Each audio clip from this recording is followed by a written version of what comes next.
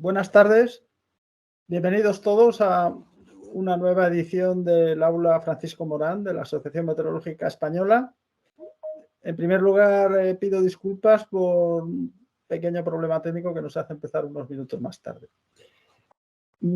La charla de hoy va a ser un poco distinta de las que hemos tenido hasta ahora. Es una charla que sobre todo tiene un enfoque histórico, pero muy relacionado con la historia de la meteorología en España. Los ponentes, Antonio Cabañas y Manuel Palomares, nos van a hablar de la Estación del Retiro y también Observatorio Astronómico, aunque ellos se centrarán en la parte de la meteorología, que es uno, digamos, de los buques insignia, yo diría, de las observaciones meteorológicas en España.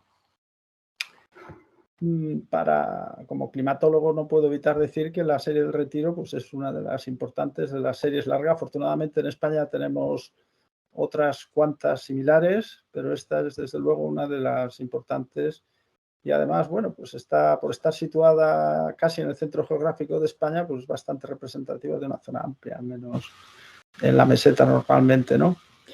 Voy a leer brevemente datos biográficos de los ponentes que tenemos esta tarde. En primer lugar, nos va a hablar Antonio Cabañas. Disculpen un momento, pero lo tenía preparado. Sí, aquí lo tengo. Antonio Cabañas Cámara, que es funcionario de carrera del Cuerpo Técnico de Señales Marítimas, ha desarrollado trabajos desde 1988 a 1995 como farero en la demarcación de costas de Galicia. Entre los años 95 y 2000 trabajó en el Instituto Geográfico Nacional como especialista cartográfico y encargado de archivo. A partir del año 2000 ingresó en la Agencia Estatal de Meteorología como observador especialista en predicción en el Grupo de Predicción y Vigilancia de Madrid, precisamente. Y ha realizado, entre otras, las funciones justamente de observador en el observatorio que ha atraído su atención y sus desvelos desde hace un tiempo, el Observatorio Meteorológico del Retiro. Él además me comentaba que es que empezó a interesarse por el Retiro pues porque es vecino de la Villa y Corte y precisamente ya desde pequeño, por lo visto, deambulaba por el lugar. O sea que le viene de lejos esta afición. Pues ya, muchas gracias, Antonio, por tu aportación. Y en segundo lugar, él nos va a hablar, además, Antonio Cabañas nos va a hablar desde el año aproximadamente 1830 hasta el año 1910.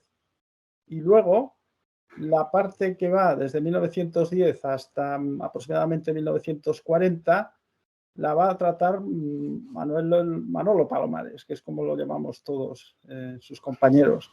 Manolo Palomares es, desde luego, muy popular en la Asociación Meteorológica Española y yo diría en la meteorología en general. Muchos conocemos su gran afición por todos los temas de la historia de la meteorología. Hemos disfrutado ya en muchas ocasiones de su erudición sobre el tema. Hoy nos va a dar otra pequeña muestra de ese amplio bagaje. Manolo Palomares estudió Ciencias Matemáticas en Madrid y aprobó la oposición de diplomados en Meteorología en el año 74, siendo aún estudiante. En AMET trabajó en diversos puestos de predicción y desde el año 91 en las actividades internacionales de la agencia. También trabajó durante unos años en Bruselas en la Secretaría de EUMETNET, la agrupación de los servicios meteorológicos europeos.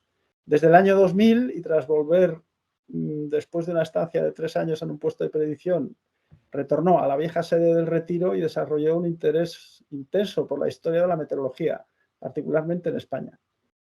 Ha publicado varios libros y otro tipo de publicaciones sobre el tema en España y en el extranjero y además colabora activamente con la Asociación Meteorológica Española porque ha estado ya en un montón de juntas directivas. Luego él nos lo dirá.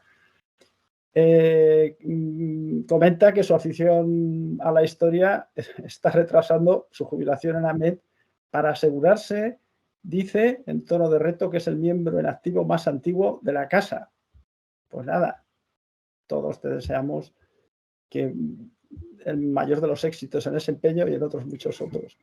Y ya sin más, le voy a dar la entrada a Antonio Cabañas para que nos retrotraiga a la primera mitad del siglo XIX. Cuando quieras, Antonio.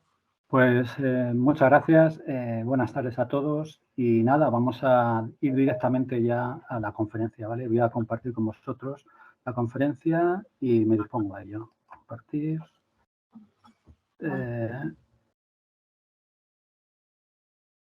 Ya está, ¿no? ¿Ya me veis? ¿Veis la conferencia? Sí, se ve. Sí. Vale, pues empezamos, si os parece ya, sin más preámbulos, vamos con los orígenes del Castillo de Retiro, ¿de acuerdo? Para situarnos, pues vamos a ver dónde está situado el Castillo de Retiro en el Parque del Retiro, ¿de acuerdo? Le tenemos aquí en esta flecha, aquí está la Rosaleda, como veis, y aquí está el complejo de los edificios de AEMET. Aquí está el castillo, la delegación y el laboratorio, y esta es la puerta del Niño Jesús. Así es como durante más de una década está el castillo totalmente abandonado. Desde 1998 está abandonado, pero su deterioro se ha hecho más acuciante en la última década, digamos. Y este es como tenemos el castillo ahora. Y nada, vamos a empezar. Vamos a empezar con esta diapositiva en el que os enseño la montaña rusa del Buen Retiro. En la cima está la casa reservada, también llamada tintero o escribanía. La pongo porque muchos autores y muchos historiadores la han confundido con el Castillo del Retiro. Nada tiene que ver, lo vais a ver aquí. Este es el plano de 1825 de Juan López y Lescano. Y aquí tenemos, os enseño el reservado donde Fernando VII hizo los caprichos. Y la montaña reservada estaba en esta esquina noreste y el castillo, nuestro castillo, está en esta esquina sureste. Aquí lo veis aquí, más fácilmente. Este redondel se llama Mirador de la Reina. Y seguimos con aquí en la maqueta de la Villa de Madrid en 1830, el teniente coronel León Gil de Palacio, vamos a verlo más claramente. Tenéis aquí remarcado lo que es el reservado. Aquí está la montaña rusa y aquí la parte sureste, aquí tenemos el lago, Campo Grande y el campo de olivos. En esta zona es donde tendría que estar el castillo y como vemos en 1830 no existe ningún castillo, ¿de acuerdo? En toda la cartografía de los años 1830 a 1940, a mediados de 1840, no hay rastro del castillo. Luego no existía el castillo, no era un capricho de los construidos por Isidro González Velázquez, que era el arquitecto mayor de Fernando VII. Seguimos con este mapa, que es el plano oficial de la Villa de Madrid de 1849, realizado por Francisco de Coello, uno de nuestros máximos cartógrafos de historia de España. Y lo que vemos en si ampliamos, y lo que vemos ya en 1849 es la bañera del Elefanta, ¿de acuerdo? Tenemos aquí un barranco, si veis las líneas de nivel, y aquí está el mirador de la Reina con el 332. Luego todavía no estaba construido, en 1849 no estaba construido todavía el castillo, pero sí el baño de la Elefanta. Pero las noticias, vamos a tener noticias del castillo a través de la prensa. Ya el 15 de julio de 1850, en el clamor público, dice que en la Gaceta se ha publicado la siguiente noticia. Dice, se han activado mucho los trabajos telegráficos. Dentro de poco habrá construida una torre en el Retiro, junto al baño de la Elefanta. ¿De acuerdo? Luego, sabemos que ya el 15 de julio de 1850 se está construyendo el Castillo del Retiro. El 7 de agosto, el diario El Católico es mucho más específico y dice claramente, dice, la torre telegráfica que se está construyendo en el Retiro, además de servir para las líneas de Andalucía y Valencia, puede considerarse como un objeto de adorno. Toda ella será de una arquitectura elegante y en el primer cuerpo, que es acastillado con tambores en los 4 extremos, habrá un lujoso gabinete para su majestad. Bueno, pues clara es la situación, ¿no? En agosto, en el verano de 1850. Damos una pequeña pincelada de lo que es la telegrafía óptica, porque se va a construir un telégrafo óptico. Pues como dice bien, tele, lejos, grafía, signos. Pues enviar signos a lo lejos, ¿no? Ya en la guerra de Troya, pues se hacían fogatas para mandar mensajes. También los romanos utilizaban torres de humo. Aquí en 1616, ya en un grabado de Frank Kessler, nos enseña un telégrafo de agua, ¿ves el tonel? Se subía y bajaba esta traviesa. Y a partir de 1792, pues ya se crean las líneas telegráficas francesas, las crea Claude Chappé. En Inglaterra, a partir del 1794, pues la van creando también con el telégrafo de Murray. En España tenemos al inconmensurable Agustín Betancourt, que realiza este telégrafo que superaba con mucho los anteriores de Chappé y de Murray. De hecho, la Academia Francesa lo eligió para su red de telegrafía, pero el jefe de las líneas, que era Claude Chappé, dijo que nanay, ¿de acuerdo? Y por último, he querido mostrar este telégrafo, que es de 1840, diseñado por Leonardo de Santiago, que consistía en esta era de la red en las guerras carlistas para la red de telégrafos de Barcelona, como veis, con unas banderolas y un tambor que subía y bajaba. Pongo este de Leonardo de Santiago porque Leonardo de Santiago va a intervenir en la construcción del castillo. Ahora lo veremos. El telégrafo que se va a construir al lado del baño de la Elefanta es el telégrafo diseñado por José María Maté, ¿de acuerdo? Como veis, él diseña todo. En 1844 hay un concurso para realizar las líneas telegráficas ópticas en España y él es el ganador con este proyecto que consta de una torre, una especie de fortín, que tiene su entrada, como veis, en la planta primera. Y este telégrafo, que se llama telégrafo de panel o bastidor de panel, que está constituido por dos indicadores, ¿de acuerdo? Un indicador que es el que nos señala el servicio, cuando entra en servicio, cuando se acaba el mensaje, las interrupciones que puede haber por niebla, por algún imprevisto, y tenemos un indicador central, que es un tambor que sube y baja por estas posiciones, tiene 11 posiciones, los números y 2 letras, M y X.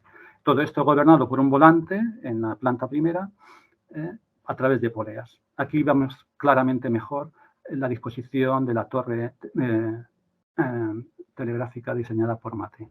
Como vemos, la entrada es por la primera planta. Tiene carácter, digamos, de fortín, porque va a ser utilizada principalmente para las guerras carlistas y bandoleros que no puedan acceder a ella, ¿de acuerdo? Entonces tenemos en la planta baja, tenemos el almacén de víveres y munición. En la primera planta tenemos la sala de estar, donde duermen, comen, etcétera. Y en la segunda planta tenemos la zona de trabajo, como vemos, la maquinaria, y tenemos el catalejo que nos permite ver las torres anterior y posterior.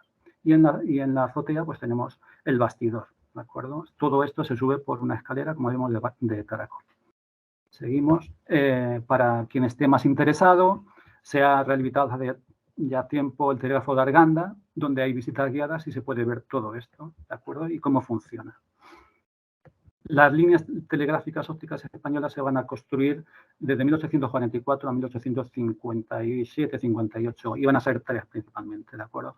Van a ser Madrid-Irún, que va a ser la primera, Madrid-Valencia, Valencia-Barcelona-Junquera y Madrid-Cádiz-San Fernando. La que a nosotros nos va a interesar es Madrid-Valencia. Las cabeceras que hay de donde parten los mensajes en Madrid o donde llegan principalmente, son las cabeceras. En Madrid va a haber 3 cabeceras, en el cuartel de Corts, que es hoy el cuartel Conde Duque, en la Casa de Aduanas, que está en la calle Alcalá número 2, y en el convento de la Trinidad Calzada. Aquí está la cabecera de Irún, la cabecera de Valencia y la cabecera de Andalucía. Todas ellas se van a agrupar en 1848 en la Casa de Correos. Vemos aquí un grabado de Madoz y aquí está el telégrafo. No está demasiado bien pintado, pero bueno. ¿Por qué se construye una torre telegráfica en el extremo sureste del Real Sitio del Buen Retiro? Bueno, pues al parecer había la visibilidad, aquí vemos la Casa de Aduana y la primera estación de la línea, que es el Cerro Almodóvar, que todos probablemente conoceremos, ¿no? Parece que hay muy buena visibilidad, pero al agrupar todas las cabeceras en la Casa de Correos, al parecer la visibilidad no fue tan buena, probablemente por los ángulos, o también se puede pensar que toda esta zona donde yo vivo en Moratalaz, toda esta zona está o estaba llena de arroyos. De hecho, pues casi muchas calles, Arroyo de Medialuega, Valdebernardo, La Gavia, etcétera, ¿no?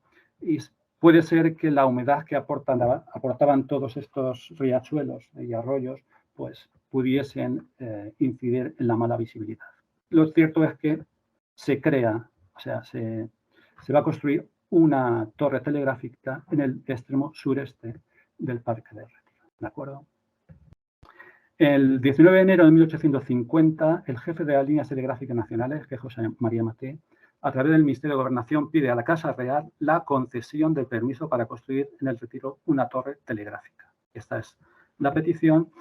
Se concede, se manda un dibujo para que la reina dé su beneplácito y entonces se empieza a construir. Se dan los permisos de entrada al Parque del Retiro para Leonardo de Santiago y don Francisco Cabezulo, que son los encargados de la construcción del telégrafo del Retiro. Este es el pase, digamos, con fecha de 13 de mayo de 1850. A partir de ese día, digamos, empieza a construirse la torre del telégrafo. El 15 de octubre de 1850 ya el clamor público nos da una crónica en la que dice Telégrafo de la Elefanta y nos dice se está concluyendo en el Retiro junto al baño de la Elefanta el nuevo telégrafo que corresponde a las líneas de Andalucía y Valencia y que más puede considerarse como un objeto de adorno, la elevación del terreno, etc. Dice, representa un castillo gótico, bueno, se me acuerda, con ventanas ojivales, etc. Bueno, pues sabemos que en el 15 de octubre, noviembre, diciembre, ya se concluye la torre telegráfica del Retiro.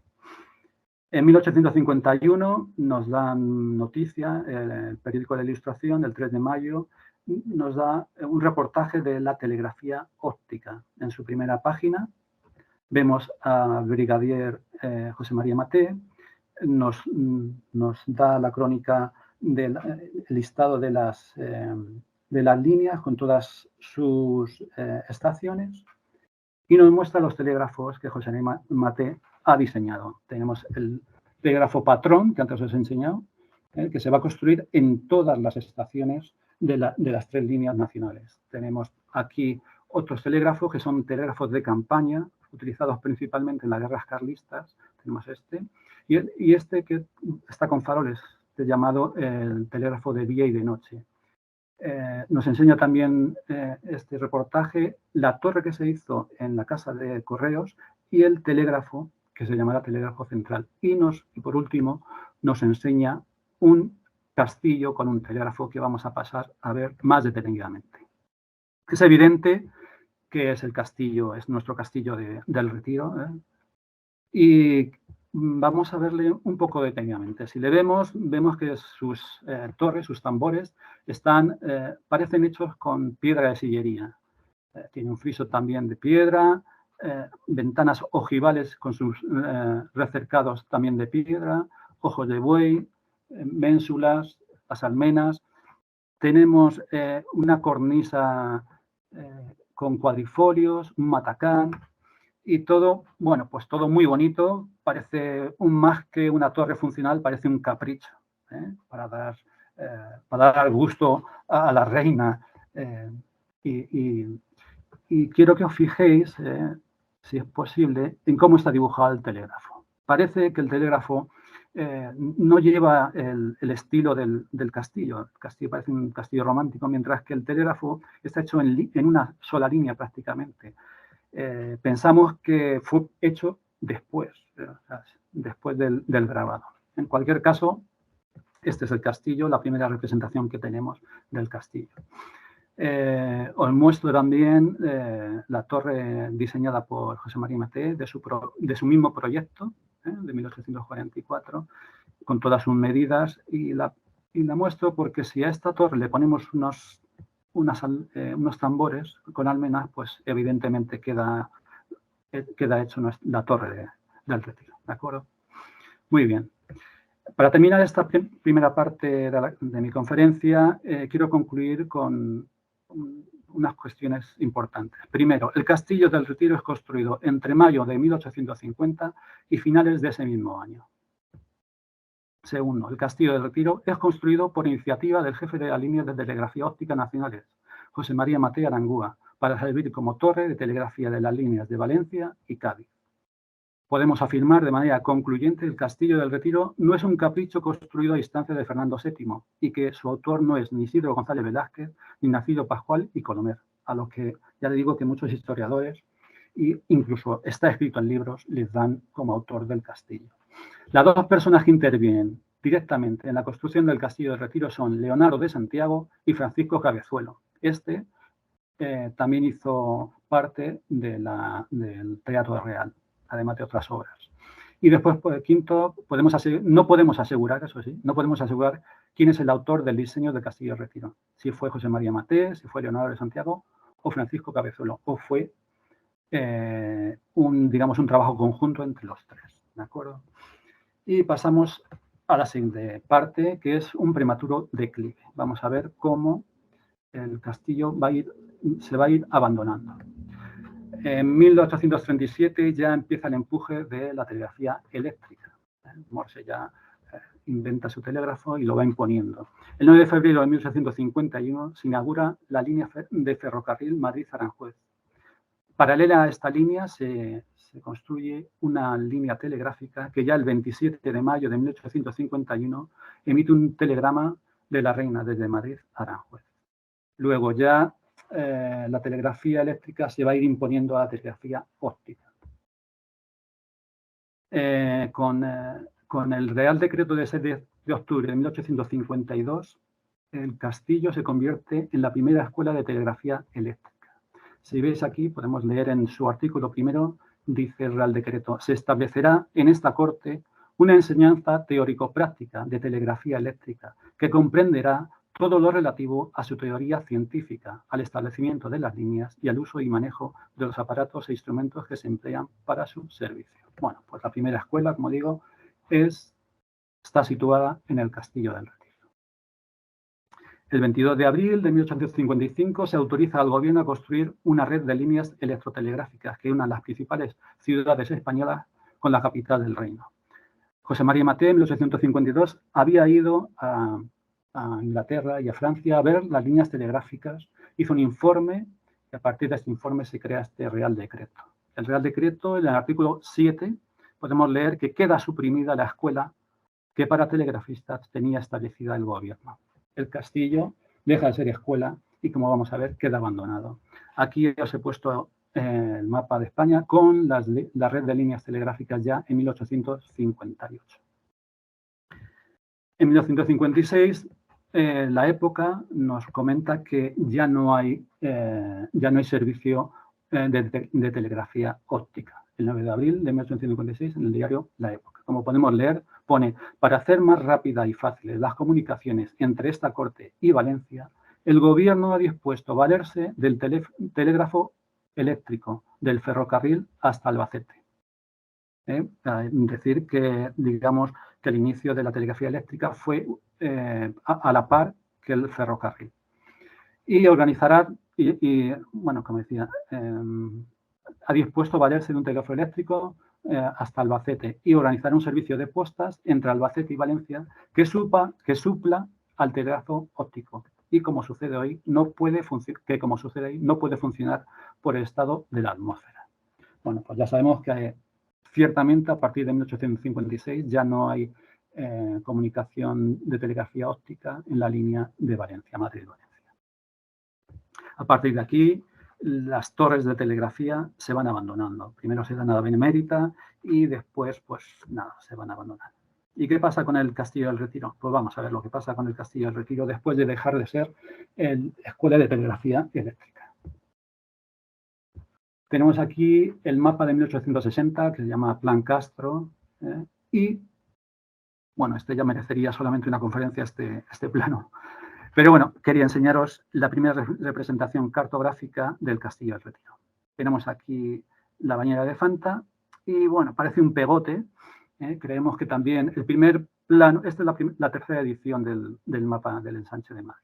El primer mapa no tiene ninguno de estos dos elementos, así que creemos que esto, bueno, lo pusieron ahí un poco de pegote. Y además lo pusieron mal porque está al sur del Baño de la Elefanta cuando tenía que estar al sureste, tenía que estar aquí. El Mundo Pintoresco, el semanario Mundo Pintoresco, el 7 de octubre, nos presenta un pequeño artículo y nos muestra también el Castillo del Retiro. Pues precioso, bonito, romántico, y cualquiera que le hubiese diría que el castillo estaba así, pero no es así. Muchas veces tanto los mapas como los periódicos nos engañan. Y este es uno de los casos flagrantes, ¿no? El intendente de la Casa Real, ante un aviso de que hay un cadáver en el castillo, entra con un funcionario de justicia y dice lo siguiente, aquí lo dicen en una carta. Dice, tuve ocasión de ver el edificio, el cual la Dirección General de Telégrafos tiene completamente abandonado, hasta el punto de que no solamente se han rotos todos los cristales de las ventanas, sino que también algunas de estas están abiertas y por las cuales pueden fácilmente entrar y ocultarse cualquier persona. Es decir, el castillo estaba abandonado, la Dirección General de Telégrafos lo había abandonado. A partir de este punto, el intendente de la Casa Real pide a Telégrafos que se le ceda el castillo y así se hace. En 1861 el castillo pasa otra vez a la Casa Real. En 1866 tenemos este mapa de José Pilar Morales. Le he puesto porque, bueno, aquí podemos ver el telégrafo óptico y como anécdota, el Baño de la Elefanta lo titula Baño de la Leona. Seguimos. En 1868 llega la Gloriosa y el Parque del Retiro pasa al pueblo de Madrid. Se le nombra el Parque de Madrid. Francisco de Coello dirige las operaciones para realizar el catastro topográfico, que hasta ahora no se había hecho, con las famosas hojas kilométricas. Tenemos aquí, que son verdaderas obras de arte. Y amplío una de ellas, donde se ve claramente cómo está dibujado milimétricamente las acotaciones del castillo y la Bañera del Elefante, además del barranco, que se llamará también Barranco del Telégrafo. Este plano se lo dimos a los arqueólogos del ayuntamiento para que desenterrasen. Habían enterrado desde 1960, estaba enterrada la Bañera de Elefanta, para que se desenterrasen la Bañera de Elefanta. Bueno, pues seguimos nuestro caminar. En 1870 se crea el Instituto Geográfico, lo dirige Ibáñez Ibero. Ibáñez Ibero toma los trabajos realizados de Coello y realiza este mapa, que tuvo muchísimo éxito. Es interesante este mapa, lo vamos a ampliar porque nos enseña el Baño de Elefanta y con el número 133 el Castillo del Retiro. Si vamos a la cartela de este mapa, 133, podemos leer Observatorio Geodésico del Instituto Geográfico y Estadístico. El Instituto Geográfico había solicitado al ayuntamiento la utilización del castillo como observatorio geodésico, porque se iba a realizar la red geodésica para el mapa nacional de España. Y pusieron un telodito, creo que Bresol, en esta torre, en la torre suroeste. Luego ya tenemos otra actividad que se ha realizado en el Castillo del Retiro, que es como observatorio geodésico. Seguimos, en 1879, la referencia del castillo nos da esta guía histórica del Parque de Madrid.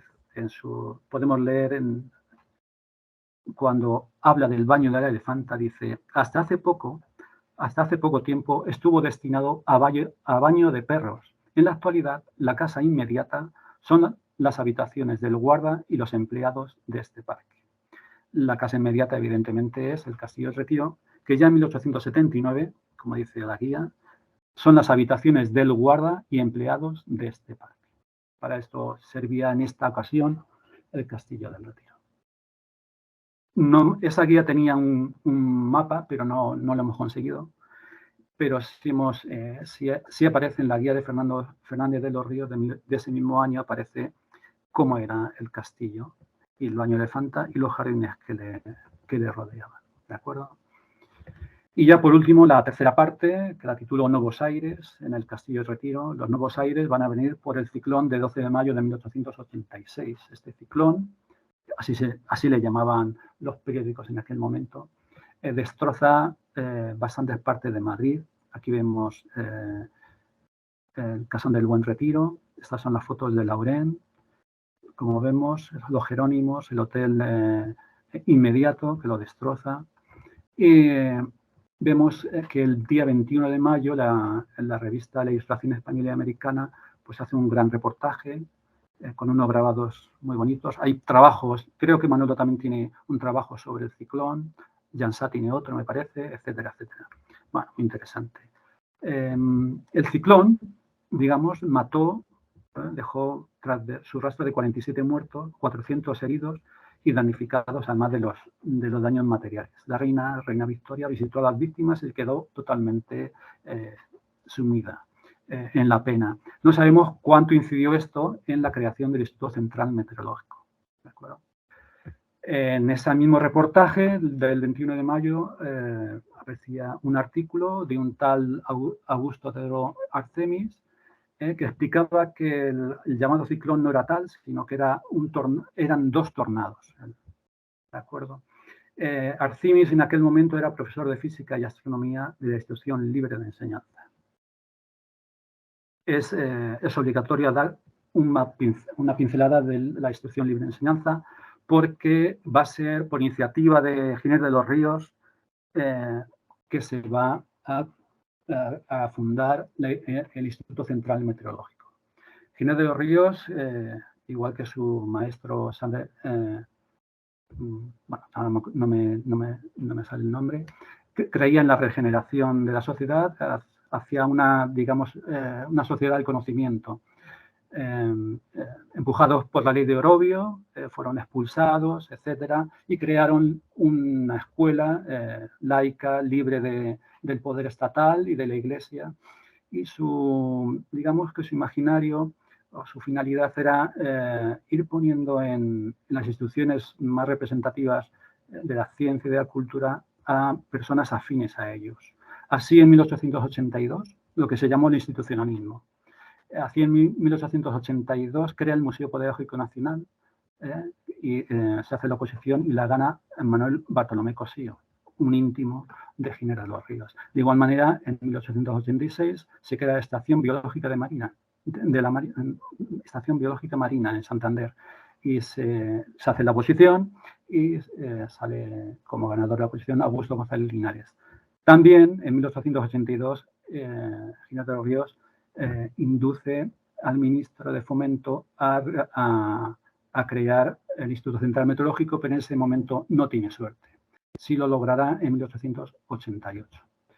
El Instituto Central Meteorológico venía, digamos, a suplir o a cambiar, ¿no?, el camino que llevaban las instituciones meteorológicas del Estado, que eran de un tipo conservador, principalmente representadas por el Real Observatorio Meteorológico y el Real Observatorio de Cádiz, que tenían, digamos, a la meteorología en un plano secundario que la astronomía, ¿no? Y sobre todo la utilizaban principalmente por una cuestión climatológica. De hecho, ellos, digamos que el Observatorio de Cádiz tiene la más antigua de las series de 1799. Y en el Observatorio Astronómico se llevan haciendo observaciones no continuadas, pero sí ya Jiménez Coronado ya las hacía en el Palacio del Retiro en 1790, cuando se puso la primera piedra del observatorio. Estas dos instituciones científicas fueron creadas por Jorge Juan, emulando el Observatorio de Madrid al Observatorio de París, y Cádiz emulando a Greenwich. Eran dirigidas en aquel entonces por Antonio Aguilar y Vela y por Cecilio Pujazón, que aunque su mentalidad, digamos, científica puede considerarse algo conservadora, eran unos grandes entendidos, sobre todo en estadística y en matemáticas. Cecilio Pujazón, ya en 1876, intentó hacer un boletín costero, cuyo primer mapa sale en 1884, y es en el que probablemente se fije Augusto Artemis. Bueno, el Real Decreto de 11 de julio de 1887 es el que crea el Instituto Central Meteorológico, y, como dice su artículo 1, se ocupará especialmente de calcular y anunciar el tiempo probable. Se hace la oposición a partir del 6 de febrero del 88, la gana Augusto Arcinis y toma posesión el 19 de marzo. Aquí tenemos el Real Decreto, las convocatorias de los exámenes y la toma de posesión de Augusto Arcinis, el 19. Escoge Arcinis ve algunos edificios en Atocha, no les convence y escoge como sede del Instituto Central Meteorológico al Castillo del Retiro. Si veis aquí, en esta torre, aquí hay una pequeña carpa que es donde estaba situado el teodolito Repsol del Instituto Geográfico y Estadístico. He puesto esta diapositiva porque este es el primer presupuesto de rehabilitación del Castillo del Retiro, en 1889. Y podemos leer que su importe son 8.329 pesetas con 40 céntimos. Y tenemos que tener una cosa clara, que a partir de 1888 la meteorología, gracias a sus presupuestos y a su actividad, son los que dan vida y permiten estar en pie al Castillo del Retiro. Sin meteorología, el castillo probablemente, como muchos edificios del mismo Parque del Retiro, hubiera desaparecido. Yo lo tengo claro. Esta es la primera fotografía real que tenemos del castillo, 1892, 14 de julio. Es anónima y aquí podemos leer Instituto Hidrológico. El que hizo la fotografía pues no estaba muy orientado. Bueno, de ese presupuesto el primer presupuesto no dio para mucho, dio para rehabilitar el interior y hacer este porche, que no existía. Este porche. Y aquí al lado podemos ver los muros del baño de elefante.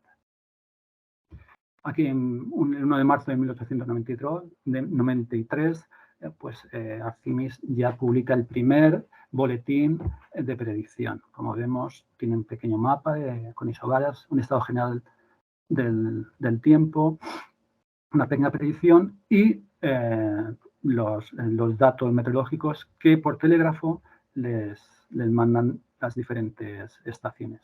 Hasta 25 me parece que era en este momento.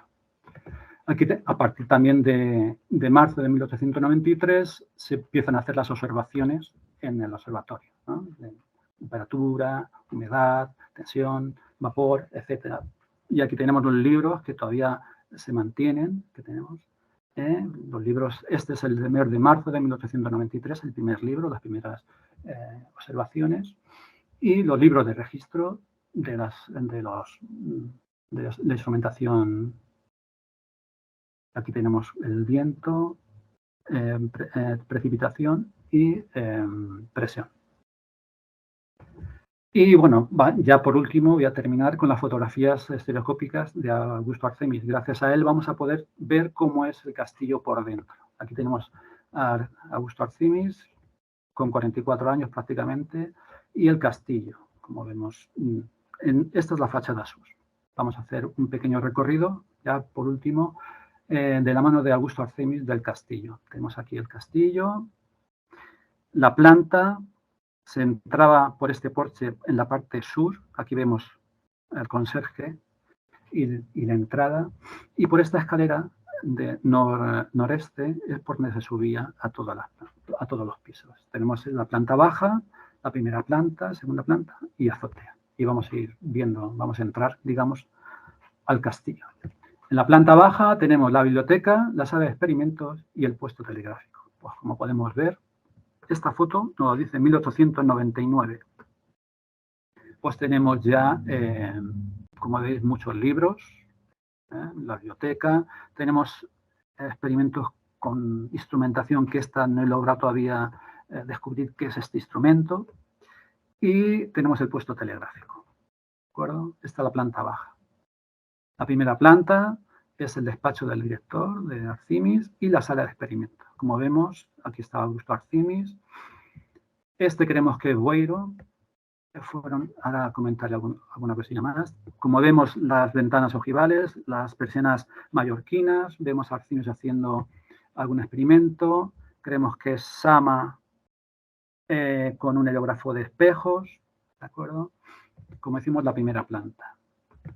Primera planta, Arcinis haciendo sus sus experimentos, sus anotaciones. La segunda planta no tenemos ninguna fotografía de ella. He puesto algún instrumento así, pero en la segunda planta lo ocupaba el taller, el laboratorio de fotografía, el archivo y el almacén de objetos. Y después, por último, la azotea del castillo, donde estaban algunos instrumentos como la veleta Fues, el anemómetro Robinson, este anemómetro de palas, que curiosamente se llama anemómetro Sama. Tenemos aquí un una veleta Negretti, un heliómetro Astron, que le está utilizando Arcimis, y bueno, y como vemos, la azotea. O alguna fotografía más de 1900, esta es la nevada que hubo en 1900, y vemos desde la ventana del castillo, vemos el baño de la elefanta. Retiro nevado. Este es el barógrafo de gravedad Charles Richard, una verdadera joya que seguimos teniendo en el observatorio, que la trajo Arcimis de París. Y el entorno más próximo del castillo, pues tenemos las garitas, los pluviómetros. Estos son en 1903, que hubo otro pequeño presupuesto y se pudieron comprar pluviómetros más modernos. Y bueno, pues decir que en 1904 el Instituto Central Meteorológico pasa al Instituto Geográfico. Y esto es importante también decir que hasta 1907 solo hubo 2 empleados en el Instituto Central Meteorológico, Augusto Arcimis y Nicolás Sama. ¿De acuerdo? Aquí los tenemos delante del observatorio con su garita. Aquí vemos una empalizada de madera y al fondo vemos la fachada norte del castillo. En 1907, 2 auxiliares del observatorio astronómico pasan temporalmente a ayudar al Instituto Central Meteorológico. Serán José Tinoco Ayacero y Renato Castro Bonel, otros 2 figuras importantísimas de la ciencia española, y que alguno de ellos tuvo que irse exiliado. Y por fin, ya en 1908, se hace una oposición para cubrir las 2 plazas de auxiliares y son conseguidas por Hilario Alonso y Francisco del Junco. Y ya para terminar, una pequeña nota biográfica de Augusto Arcimis, que fallece el 18 de abril de 1910 y a sus 44 años diremos que fue el primer meteorólogo oficial del Estado español, el primer director del Instituto Central Meteorológico, lo que hoy es AEMET, que consigue ser director como ninguno así, es decir, a través de una oposición. Arcimis fue quien consolidó la predicción meteorológica oficial en España a través de su boletín meteorológico diario y fue el introductor de la meteorología dinámica, promoviendo los estudios atmosféricos en altura con sus observaciones en globo. He puesto esta fotografía de la sección en globo del eclipse de 1905, donde, bueno, creo que también, no sé si Manolo tiene un artículo, Jansá me parece que también tiene otro, sobre este anecdótico y curioso vuelo. Y bueno, ya comentaros las fotografías de Arcimis, 1888, cuando hace la oposición, 1891, la conferencia de Múnich, 1895, este es en el retiro, 1900, este es el tejado de su casa, y en 1908, que ya estaba enfermo, como veis, estaba totalmente hinchado, y bueno, pues fallece. Y nada más, ya pasar el relevo a Manolo y que nos cuente. ¿De acuerdo?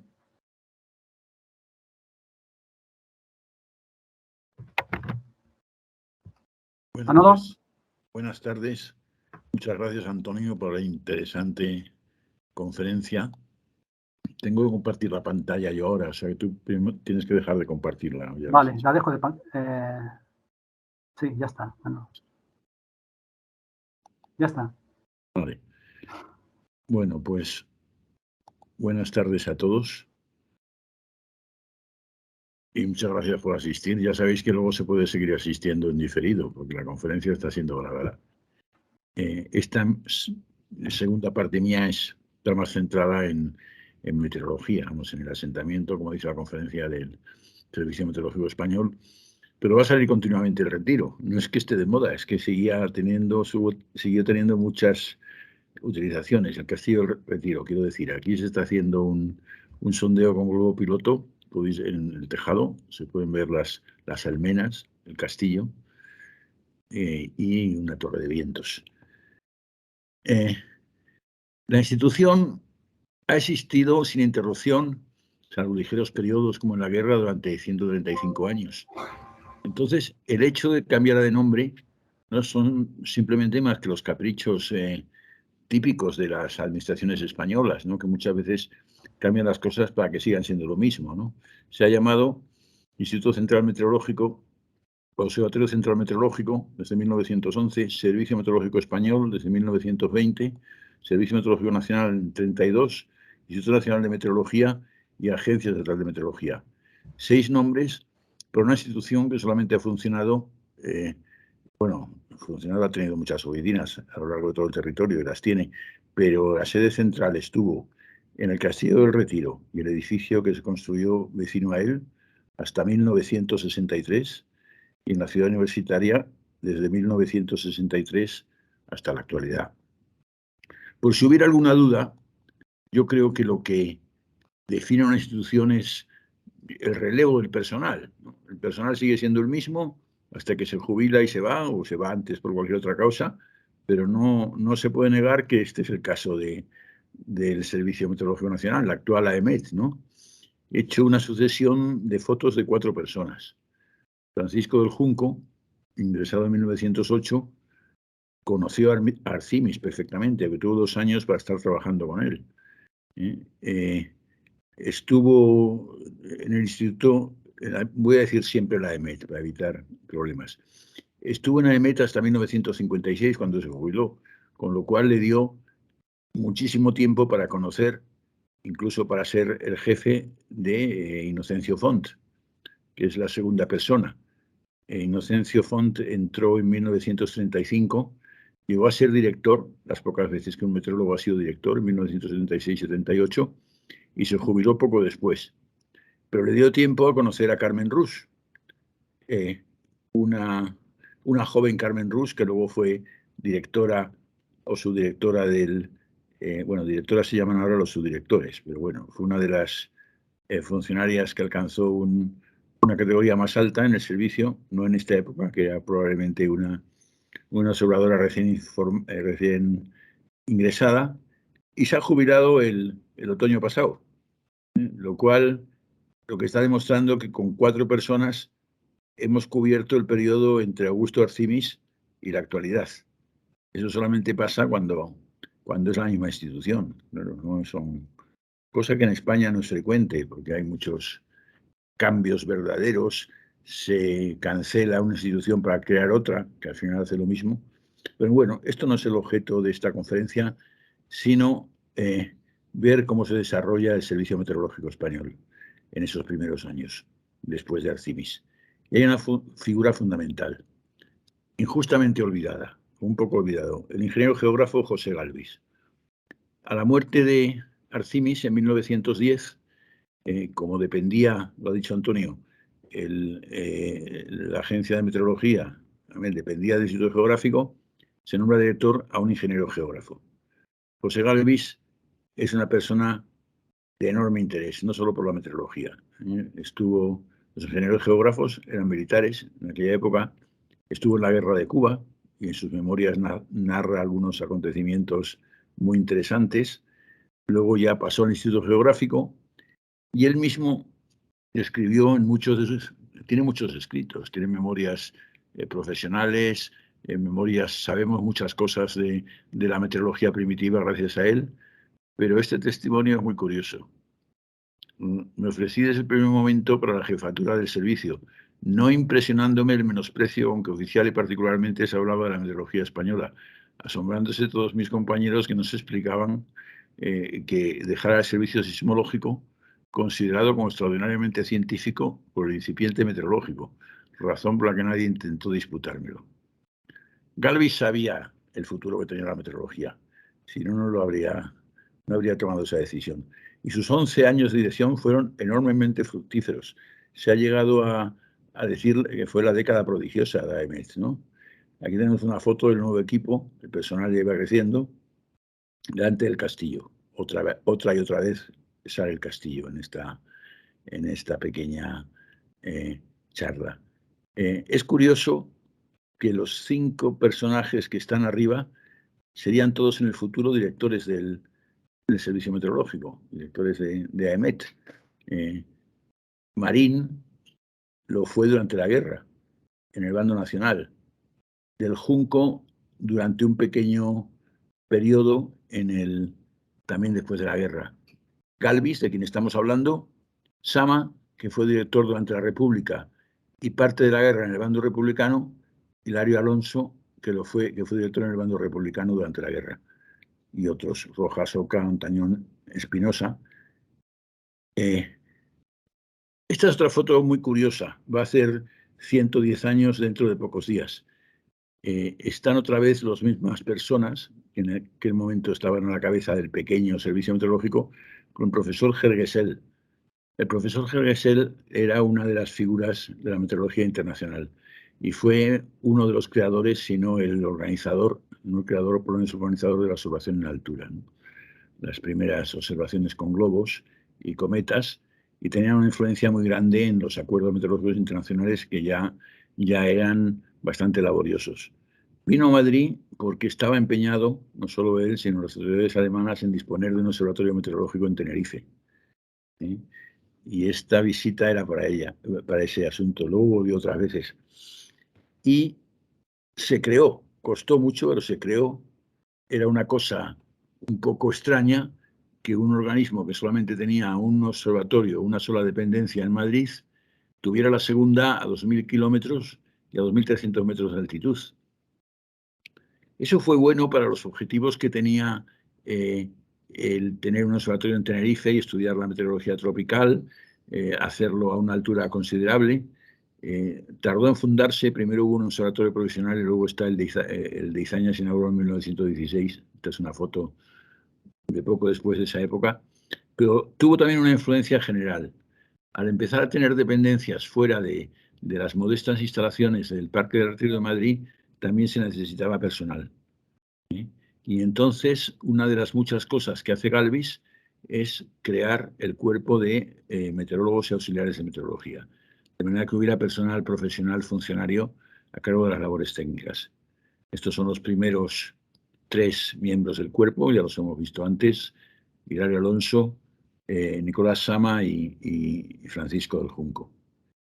Hizo muchas otras cosas, las he dejado aquí apuntadas para, si esta charla, por lo menos el PDF se publica por la AME, que la gente pueda echarle un vistazo. Cada una necesitaría un comentario largo, ¿no? Pero es asombroso que este hombre y sus colaboradores pusieran en marcha todo esto en apenas 10 años. Me decía Orfila, un meteorólogo jubilado, cuando leyó estas memorias, que este hombre puso en marcha la meteorología en España, y es cierto, ¿no?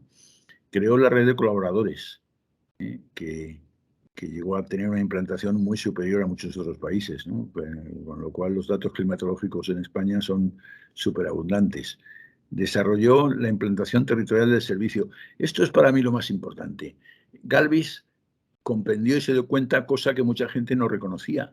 Tenían una idea de una meteorología posicional, desde observatorios aislados, porque un observatorio podría organizarse por sí solo. Y de hecho hasta el mismo Instituto Central Meteorológico pasó a llamarse Observatorio Central Meteorológico, cosa que a Galvis no le parecía nada bien, ¿no? Tenía la noción de red, la noción de comunicación internacional y de concentración de datos. Vamos, la idea moderna que adoptó la meteorología.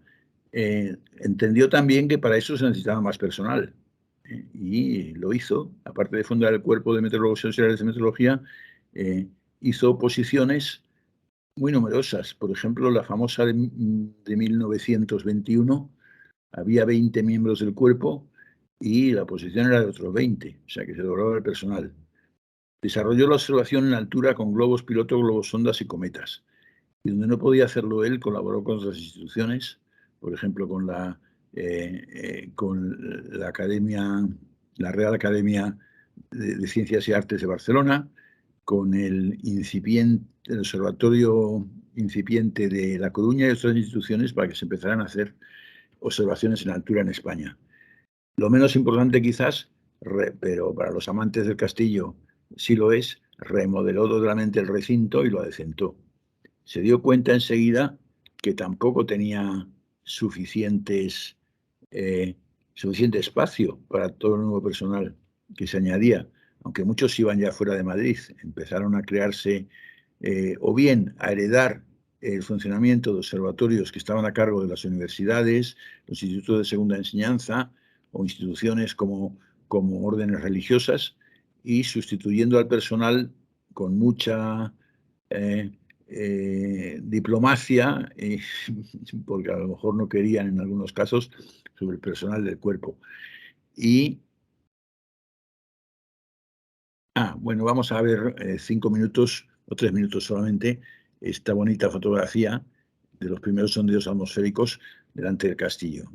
El que está en la foto haciendo la función principal es el propio director, Galvis.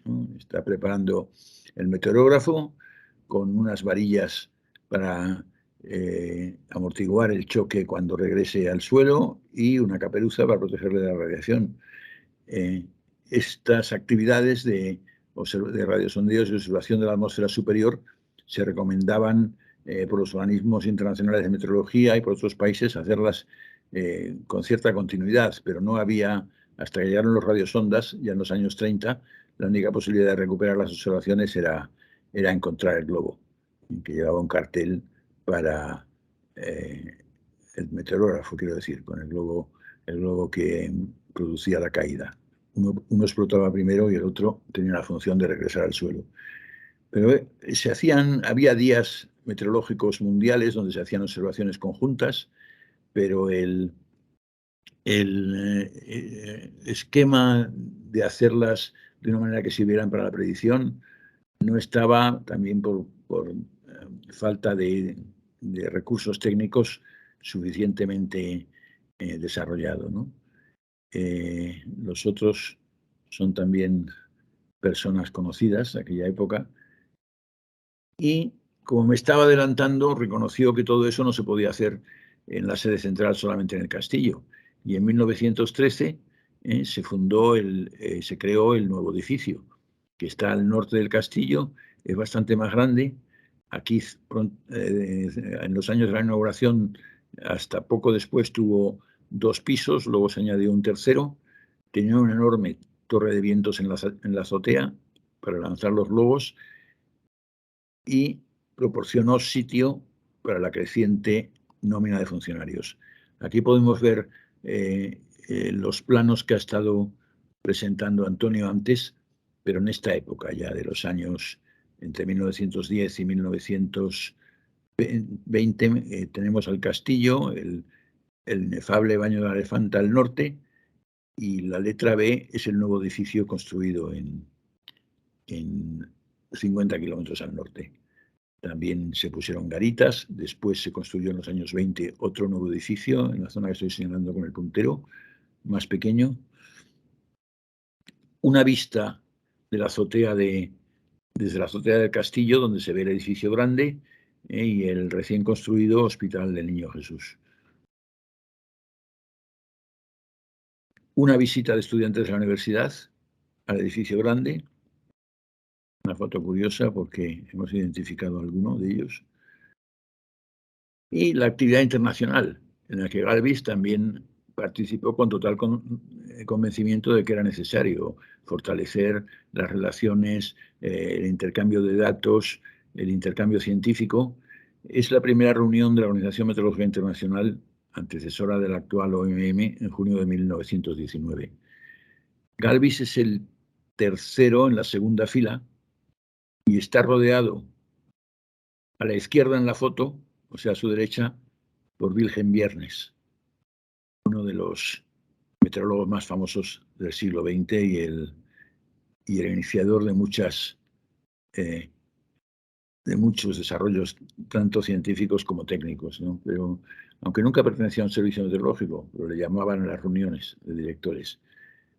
A la izquierda de Galvis, este bajito es Fonseré, el meteorólogo catalán, que tenía una excelente relación con Galvis, inició las observaciones en altura de acuerdo con Galvis, y luego dicen algunos amigos míos que no se habría atrevido, hasta que Galvis se fue de la dirección, creó el Servicio Meteorológico Catalán en 1921.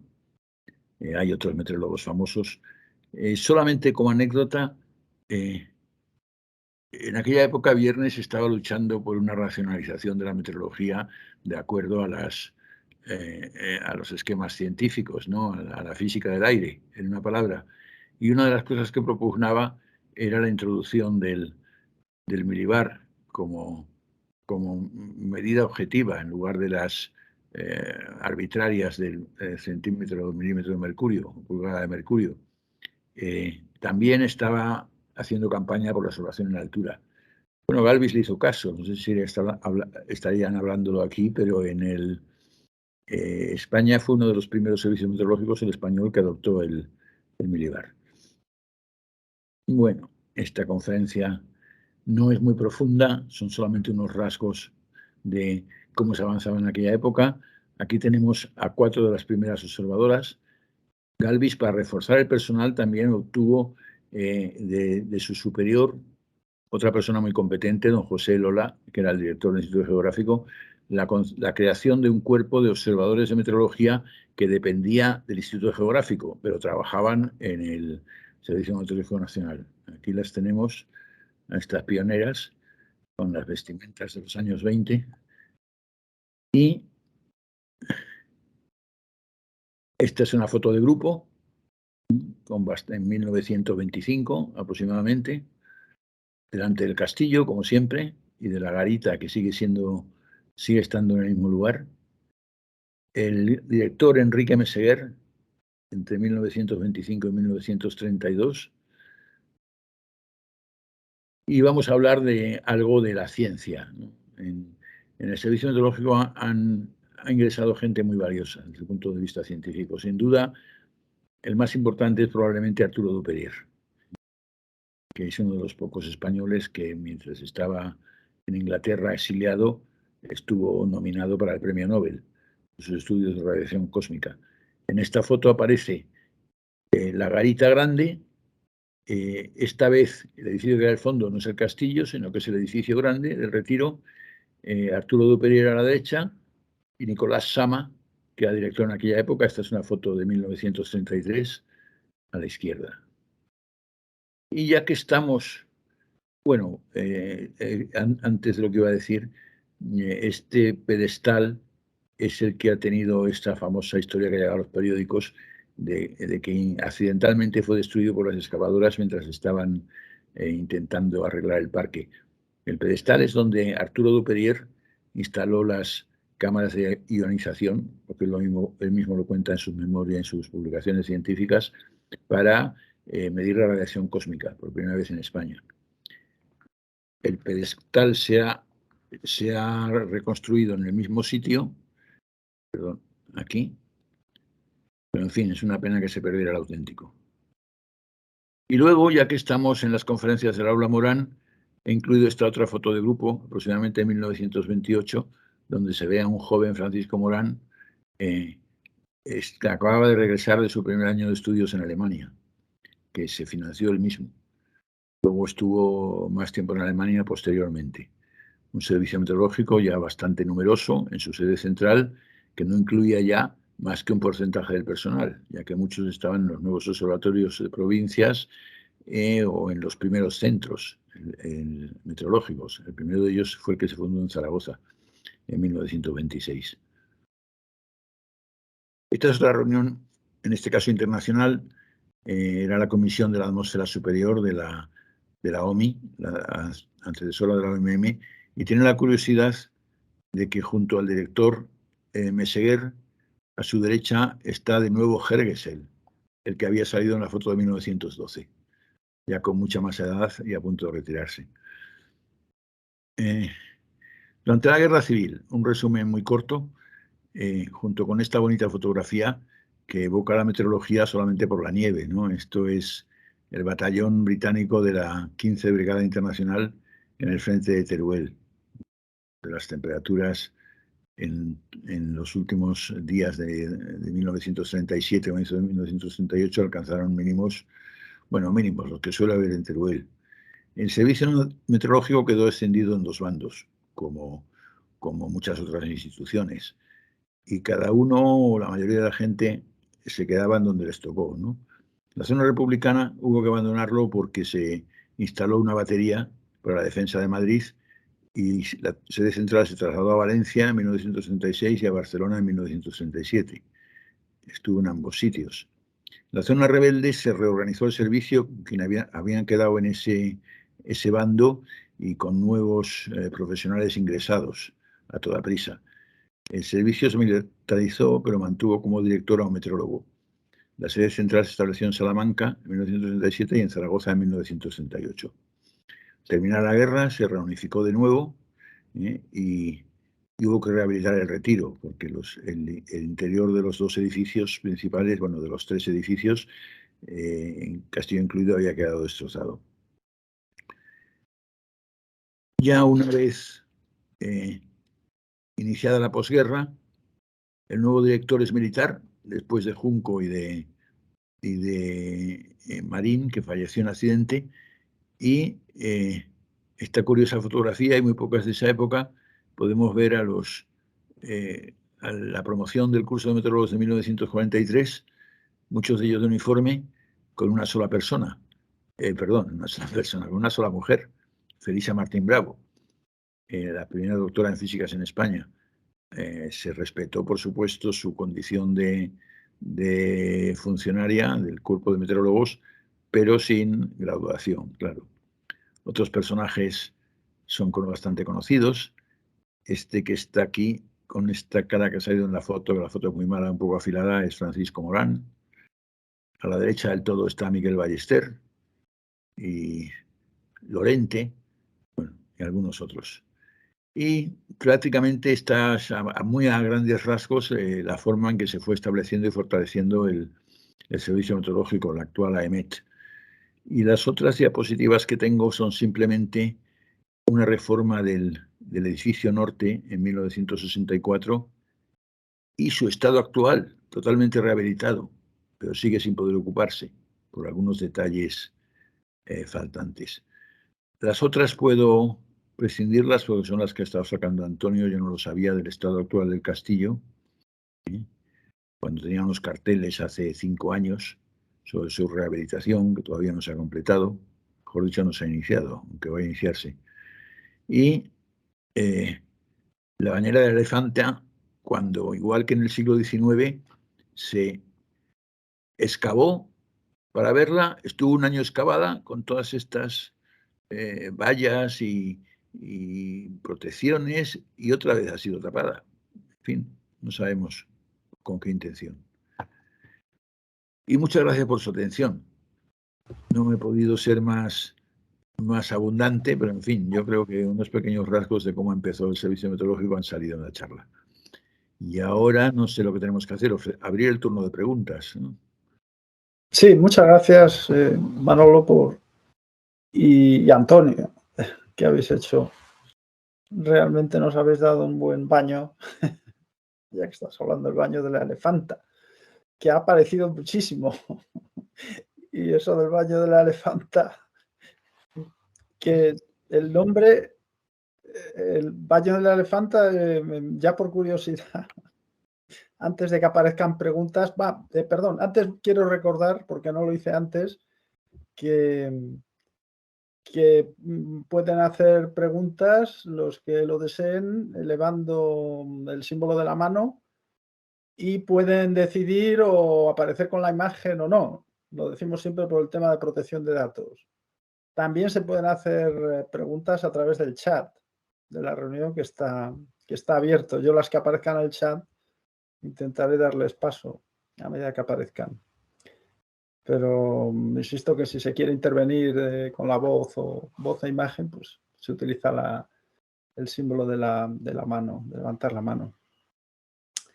Y como decía, voy a empezar yo porque no veo ahora preguntas. Bueno, es que no tengo... Vamos a ver. Es que como me he tenido que conectar... tengo una pregunta ya de Francisco Bartolomé. Pues venga, adelante. Francisco, adelante. ¿Me oís, no? Sí. Manolo, pero Palomares, que soy Paco Bartolomé, no sé si te acuerdas de mí. Hombre, muchísimo, Paco. Tengo casi la edad de los que salían en las fotos esas, pero en fin. No, quería agradeceros porque es la primera vez que me conecto con este sistema con vosotros. Fernando Aguado me preguntó el otro día una cosa y me dijo que existía esta posibilidad. Entonces me ha encantado, como siempre Manolo y también tu compañero, habéis contado la historia del retiro pues maravillosamente y quiero daros las gracias porque nos permite toda esta cuestión del aula Morán pues seguir un poco en contacto con donde hemos estado tantísimos años trabajando, ¿no? En fin, un saludo a todos, nada más que era eso. Solo agradecerte, Paco, la intervención y que te veamos más. Bueno, llevamos 2 años sin poder hacer jornadas, pero habrá que hacer algo más para vernos. Sí, sí. Muy a ver bien. si se termina esto. Yo, por cierto, una cosa que me llamó la atención, porque hemos tenido además en el aula Morán alguna charla más, precisamente tocando el tema de la predicción probabilística, y me llamó la atención que ya Arcimis, cuando pusiste a Antonio, fuiste tú, ¿no? El decreto de fundación del servicio, ¿no? Meteorológico Nacional, entonces el Servicio Meteorológico de España, es que no sé cómo se llamaba, que ya decía que la misión era calcular y anunciar el tiempo probable. O sea, ya aparecía la palabra probabilidad, eso que ahora, porque ha habido en eso, en la historia de la predicción meteorológica, un arco curioso, ¿no? Desde los comienzos en que la idea de que la probabilidad lo muestra esa misma misión. Estaba clara, luego con la llegada de toda la predicción numérica, pues se hablaba de predicciones deterministas y como si la probabilidad hubiera sido exorcizada, lo cual por supuesto nunca fue en sí real, porque siempre ha habido la incertidumbre, ¿no? Y ahora ya ha vuelto mucho más a primer plano, ¿no? Con la predicción por ensambles y tal. Bueno, es un comentario que me vino a la cabeza al ver eso, ¿no? Lo que es curioso.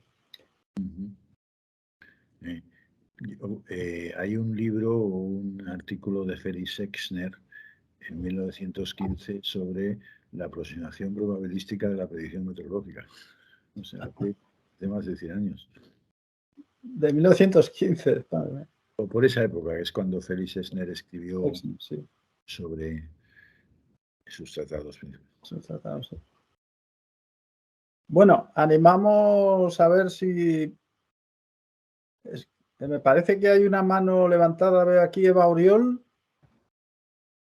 Adelante. Efectivamente, aquí estoy. Gracias. Creo que soy la única mujer y por eso os quería comentar, aparte de toda esta historia del castillo que yo desconocía totalmente, que me ha parecido muy interesante, pero me ha llamado la atención lo de la primera mujer, esta meteoróloga que era doctora en físicas, que ha nombrado Manolo, porque además después esto era año 40 y algo, ¿no? Me parece.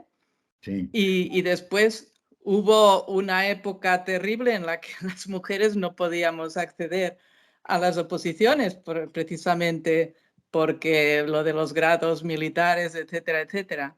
Entonces, no sé, os animo a hacerle un homenaje a esta mujer porque es una pionera de verdad, ¿eh? Bueno, el otro día hubo una conferencia sobre ella más corta y sobre la... Sí, pues me la perdí. Sí, pero no era de la AME, la había organizado los amigos del Retiro. Ella trabajó en el Retiro. Ingresó por oposición como auxiliar en 1928 y ascendió a meteoróloga en 1940. Quedaban entonces 5 de las antiguas y claro, no podían echarlas. Pero como dices tú, no se admitía ninguna nueva. No, hasta los años 70 y algo. No se abrieron las oposiciones porque, bueno, yo fui víctima un poco de esto. Cuando yo estudiaba física del aire con el doctor Puigcerver, que todos conocéis, supongo, lo primero que nos dijo a las chicas, ¿qué hacen ustedes, señoritas, aquí? Si ustedes no pueden ser meteorólogas. Y entonces nosotros dijimos, bueno, esperemos que ya cambie la cosa, que efectivamente luego cambió. En fin, otros tiempos. Pero me ha gustado saber de esta señora. Gracias, Manolo. Ha estado todo muy interesante. En YouTube, puedes... perdona, Eva, en YouTube tienes la conferencia del día del anterior, de los amigos del Jardines del Retiro. Si tú pones conferencia, las mujeres en el retiro, sí, verás allí algunas mujeres astrónomas, verás a Carmen Añón, que es paisajista, también estaba, bueno, y otras mujeres, ya te digo, se hizo la conferencia y aparecieron de este estilo, ¿no? De principio de siglo, de las mujeres, de las primeras, digamos, licenciadas, etcétera. Ya, vale, ya lo buscaré, gracias. Muy bien. Y luego estuviste tú, Eva, ya como nadie habla, que fue la primera mujer, por lo menos española, de las primeras en el Centro Europeo de Predicción a Plazo Medio. Primera mujer y primer hombre. Fui la primera en absoluto. Pero bueno, esto ha cambiado mucho. Bueno. Nada, José Antonio, decirte que lo del baño de la elefanta, como antes has preguntado, era porque allí iba a bañarse la elefanta de la Casa de Fieras. Uno de los caprichos de Fernando VII fue la Casa de Fieras que da a Méndez Pelayo. Antes estaba la Casa de Fieras, estaba en lo que se llamaba La Leonera, que estaba donde hoy está la esquina Alfonso XII Montalbán. Era una jaula octogonal bastante grande. Y bueno, después de la Guerra de Independencia se la llevaron, digamos, allí lo hizo Fernando VII, y sacaban a Pizarro y a otros elefantes y la llevaban allí a bañar. Bueno, pues muy curioso, sí. Porque sí, son curiosidades los nombres de entonces. Bueno, tú has mostrado también, no sé, muchos planos y la evolución, ¿no? La relación, los distintos usos que ha tenido el Castillo del Retiro. También es muy interesante, ¿no? Bueno, hay que tener en cuenta que el Retiro, Carlos III lo diseña, tanto el Retiro como el Salón del Prado lo diseña. Hoy se habla de paisaje de la luz, que ha sido, le han dado un reconocimiento, patrimonio nacional. Pero más que siempre se habla del arte y no de la ciencia. Y el Salón del Prado y el Retiro, digamos que fue concebido por Carlos III como un paisaje de la ciencia. Hay que darse cuenta que hoy el llamado Museo del Prado fue concebido como Palacio de las Ciencias, no como un museo de pintura. Allí Carlos III diseñó el Real Gabinete, la Academia de Ciencias, diseñó un observatorio astronómico, un laboratorio químico de piedra, etcétera. Lo que pasa es que después de la guerra pues se dio otra función. Fernando VII cerró las universidades y bueno, pues digamos que su esposa dispuso de ese espacio que se caía para exponer cuadros.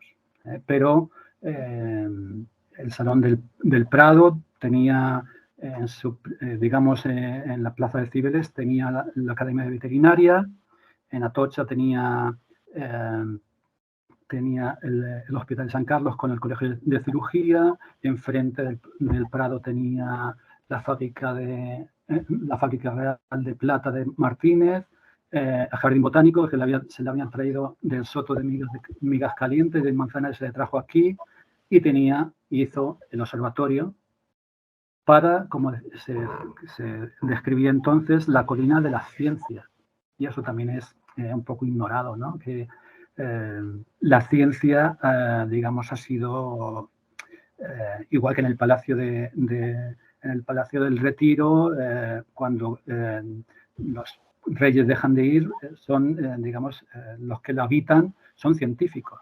Se crea allí el Museo de Máquinas por Betancourt, el gabinete topográfico, Coronado hace sus clases de astronomía y meteorología ahí, etcétera, etcétera. Tal que bueno, que la ciencia ha sido el germen, bueno, Lunardi se monta en globo y hace en 1700 ya se monta en globo y hace observaciones con unas botellas llenas de agua que mientras que va subiendo a ciertas alturas las vacía para tomar el aire que hay en altura. O sea que el Retiro tiene mucha ciencia, lo que pasa es que es ignorado, claro. Sí, es muy interesante eso que estás contando, la verdad. Yo no era consciente, imagino que más gente, ¿no? De esos antecedentes científicos, efectivamente. O sea, que esto del Castillo del Retiro, luego el observatorio astronómico y tal, casi es el islote que ha sobrevivido o que ha perdurado de lo que era un intento, un comienzo, ¿no? Que debía... Sí. De hecho, te digo, Carlos III lo primero que hace es traerse de Capidone la fábrica de la China y se la trae donde hoy está el Ángel Caído, que estaba la ermita de San Antonio, ¿sabes? Entonces, bueno, pues, sí, es muy interesante, ya digo, Carlos III es muy interesante. La verdad que sí. Y el Retiro también. Ya ves que soy un enamorado del Retiro. Muchas ya lo hemos visto, la verdad es que es un placer escuchar a gente que tan erudita, ¿no? sobre ese tema. Bueno, no sé si hay más intervenciones, comentarios, porque, bueno, me parece... Ah, Manolo, has vuelto, que por un momento... Muy bien. ¿Quieres comentar algo más, Manolo? De tu parte, claro, tu parte de la historia de la meteorología, bueno, tú sabes un montón de eso, es un tema amplísimo ya. La voz, Manolo, la voz, Manolo. No, más que sobre historia quería comentar sobre el futuro. Ojalá se conserve, ¿no? Ya estamos en el buen camino, parece, pero ojalá vas a otros países y hay más amor por estas cosas, ¿no?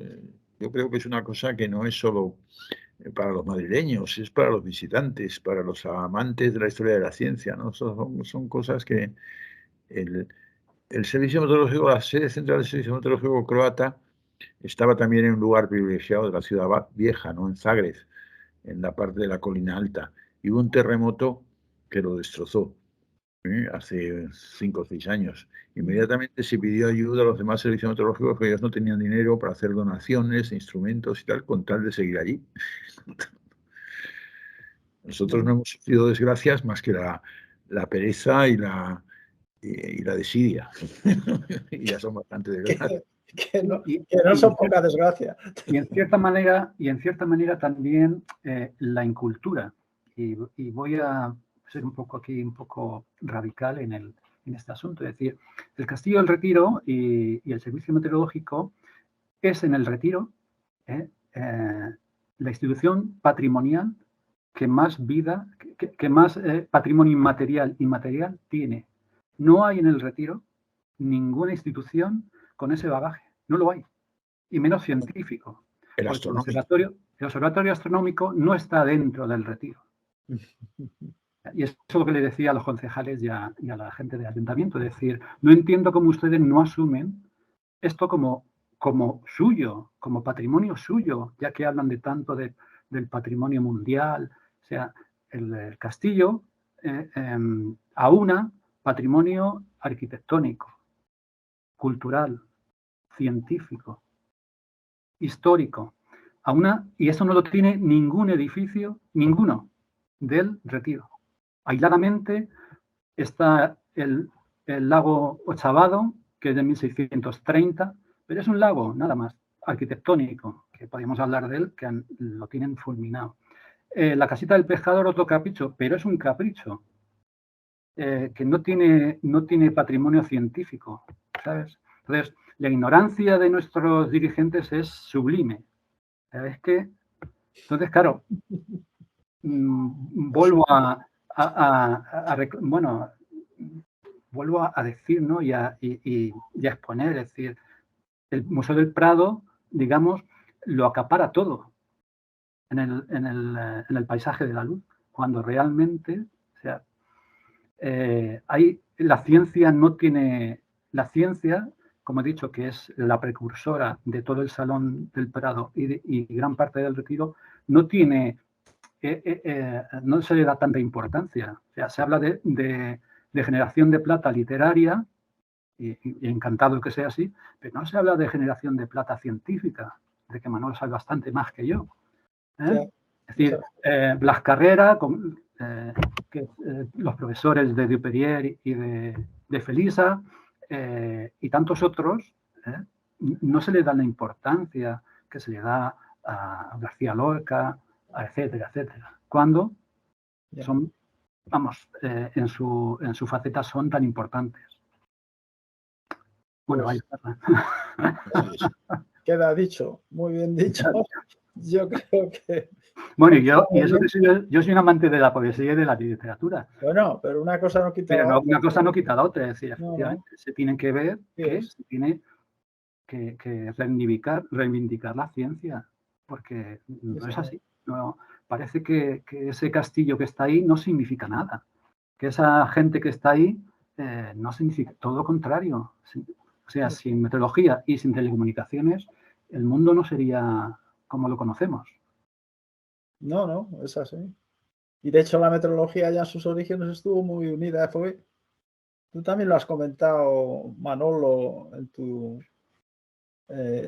tu visión que diste de Galvis. La meteorología como ciencia integrada y como ciencia que, digamos, se universalizó a través de la Organización Meteorológica Mundial, los antimanos, obviamente por lo que siempre se ha dicho, ¿no? Que la atmósfera no tiene fronteras, pero bueno, aunque sea por las necesidades. Y es curioso que el castillo, del Retiro, que su origen estuviera muy ligado con el tema de las comunicaciones, ¿no? Primero con la telegrafía óptica, luego con la telegrafía eléctrica, ¿no? Y luego pasó a... entre medias estuvo en manos, fueron los geógrafos, me parece que dijiste, ¿no? Sí, pero realmente el Instituto Geográfico lo que hacía allí era tomar medidas. O sea, no era suyo, digamos, era del ayuntamiento y le cedió el uso de esa torre para tomar medidas para la red geodésica. Igual sí, que para... Quizá una casualidad, pero el hecho de que tomara un papel luego tan destacado en la meteorología, un edificio que tenía un origen relacionado precisamente con las comunicaciones, bueno, tiene su sentido, ¿no? También, sí. Yo creo que lo tiene. Sí, claro, porque es que de hecho cuando se construye el edificio grande, el pequeño se dedica a predicción, gabinete de predicción, lo llamaban entonces los funcionarios entonces, y por necesidad tenía dentro una estación telegráfica. Ya, sí, ¿verdad? La meteorología por necesidad, efectivamente, sí. Así fue. Bueno, muy interesante. Y yo creo que si no aparecen más preguntas, como muy bien dijiste tú, Manolo, esto queda todo grabado. Esperamos luego la gente lo vamos a colgar como todas en YouTube en breve. Y ahí también pues, se podrán hacer comentarios y que esto sirva también para concienciar o animar a la gente, ¿no? A que cuidemos más, yo diría, nuestro patrimonio científico en general, que lo tenemos. Que no sea probablemente tan espléndido como otros países que nos rodean, esa es la realidad, pero bueno, pero tenemos nuestras cosas y sobre todo si lo que tenemos lo olvidamos, pues claro, eso ya es, en fin, peor. Pues muy bien, yo creo que vamos a dejarlo aquí. También